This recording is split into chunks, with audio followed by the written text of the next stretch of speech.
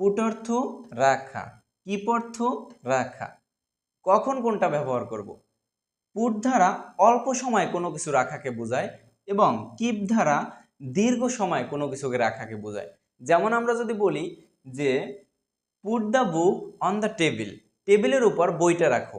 বইটা কিন্তু টেবিলের উপর সব সময়ের জন্য রাখা হয় না বা একদম স্থায়ী করে রাখা হয় না। বইটা টেবিলে থাকে, বইয়ের তাকে থাকে, বইটা ব্যাগে থাকে, বিভিন্ন জায়গায় থাকে এবং এটা কিন্তু স্থায়ী না।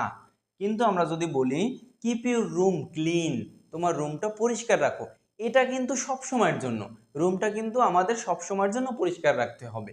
এবং দেখা যায় যে আমরা যদি কোনো দীর্ঘ কিছু যেমন একটা আলমিরা বা একটা টেবিল যদি কোনো রুমের কোথাও রাখতে চাই, সেক্ষেত্রে ওইটা কিন্তু দীর্ঘস্থায়ী, ওটা কিন্তু বারবার মানে এক্সচেঞ্জ করে সরানো হয় না।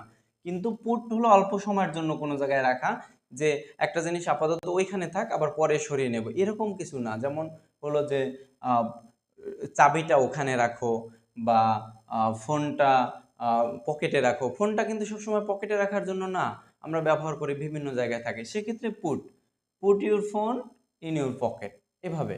তাহলে অল্প সময়ের জন্য যদি ব্যবহার করা হয়, তাহলে অল্প সময়ের জন্য রাখা বোঝায় তাহলে হবে পুট, এবং দীর্ঘ সময়ের জন্য স্থায়ীভাবে রাখা যদি বোঝায় বা ফিক্সড জায়গায় যদি যেটা যেখানে থাকার কথা ওইটা যদি ওইখানেই থাকা বোঝায়, তাহলে কিপ ব্যবহার করা হবে।